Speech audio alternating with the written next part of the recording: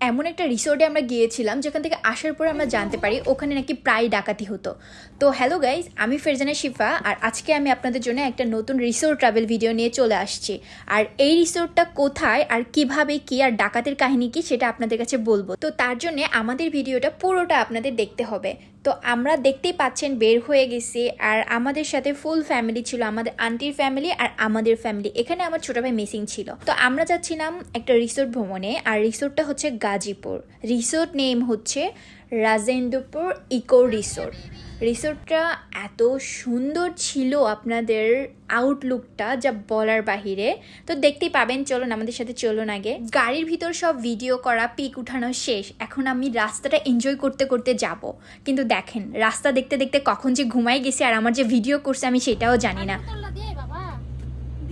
অর্ধেক রাস্তার গাড়ি যাইতে না যাইতে আমার বোন আর ভাগ্নি বমি করা শেষ। আমিও অনেক বমি করি, বাট ওই যে ঘুমাই গেছিলাম যে, তার জন্য বমি করি নাই। আর আমি কোথাও ট্রাভেল করলে শোয়া ছাড়া যাইতে পারি না, নেভার এভার পসিবল ইট। তো চলে আসছি দেখেন। তো গাড়িটা আমরা বাহিরেই রাখছি, বিকজ গাড়িটা ভিতরে অ্যালাউ নিষেধ। তো গাড়িটা আমরা এখানে রেখে আমরা এখানে সবাই নামছিলাম। আর এই এন্ট্রি গেটের লোকেশনটাই দেখেন কত সুন্দর ভিউ, মানে এই লোকেশনে এই ভিউটা কতটা সুইটেবল, মানে কতটা সুন্দর লাগছে। তো এক এক করে গাড়ি থেকে নামছি আমরা সবাই। আর এটা আম্মু ভিডিও করছিল, আর এটা আমার ভাই কাজিন, আর ওই সামনে আমার বোন, তারপরে আমার কাজিন বোন, আমার আন্টি, আমার ভাগ্নি আর আমার আম্মু। এই কয়েকজনে আমরা বেসিক্যালি গিয়েছিলাম। তো হোটেলে ঢুকেই সবার আগে আপনারা দেখবেন রিসিপশন। আর রিসিপশনটা এত বড়, অনেক বড়, অনেক বড়। আর এখানকার প্রাকৃতিক দৃশ্য, ও মাই গড, প্রাকৃতিক পরিবেশ যে এত এত এত শালবন এখানে, যা বলার বাহিরে। যেই দিকেই তাকাই সেই দিকেই শালবন। আর আমার যেহেতু বন অনেক বেশি পছন্দ, আমি তো অনেক বেশি বন পছন্দ করি, গাছগাছালি পছন্দ করি। তো এখন আমি, আমার বোন, আমার কাজিনরা যাচ্ছিলাম আর কি হোটেল রুমগুলি দেখতে, যে কোন রুমে আমরা থাকবো। বিকজ আমাদের বলা হয়েছিল যে আপনাদের জন্য ভিআইপি, যেটা মোস্ট ভিআইপি সেটা রাখা হবে। তো আমরা ওনাদের ভিআইপি রুমগুলি দেখতে যাচ্ছিলাম। তো দেখেন যাওয়ার সময় কত ভিউ, কত সুন্দর পরিবেশ, কতগুলি কটেজ যে এখানে আছে যা বলার বাহিরে। আর সবগুলি অনেক সুন্দর।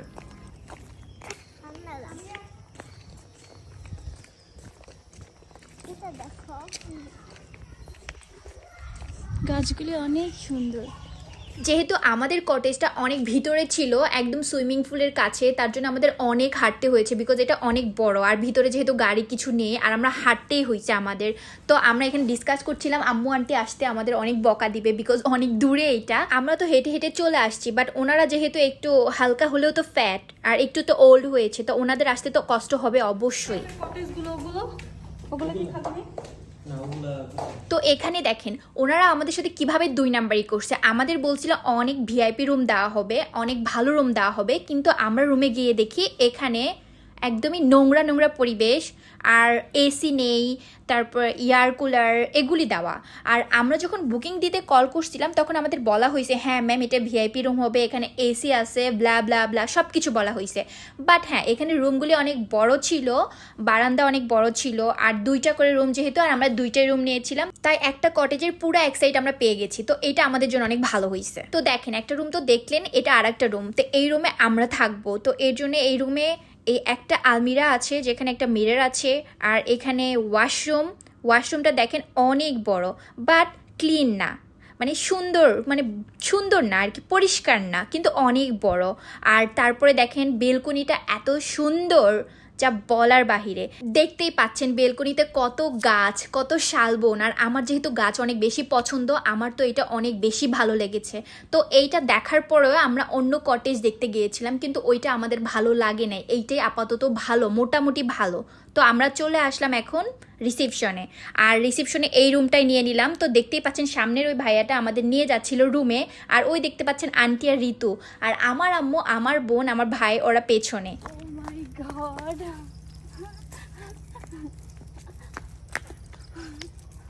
এত সুন্দর জায়গায় এরকম প্রজাপতি ফুলের মধ্যে দেখে আমি তো পুরো পাগল হয়ে গেছি। অলরেডি দুপুর হয়ে যাওয়ার কারণে আমরা রুমে লাগেজ রেখে খেতে চলে আসছি, বিকজ আমাদের অনেক বেশি ক্ষুধা লাগছিল। আর তখন যেহেতু আমাদের বাফেট ছিল, তো আমরা তখন খেতে চলে আসছি। এই রিসোর্টে আমরা যাওয়ার সময় পার পারসন 4000 টাকা করে নিয়েছে, আর সেই সাথে আমাদের ছিল লাঞ্চ, ব্রেকফাস্ট আর হচ্ছে ডিনার ফ্রি। তো আমরা এখানে এখন লাঞ্চ করতে বসলাম। এবার আসেন ডাকাতের সেই বিষয়টা আপনাদের সাথে শেয়ার করি। অ্যাকচুয়ালি এটাতে আমরা কিছু জানি না, 100% কিছুই জানি না, যা শোনা কথা যে এখানে নাকি মাঝে মাঝে ডাকাতি হয়। আর যেহেতু এটা গাজীপুরের অনেক ভিতরে, তার জন্য পুলিশ আস্তে আস্তে নাকি ডাকাতি করে নিয়ে চলে যায়। বাট আমরা এমনটা কিছুই দেখি না, আই সোয়ার।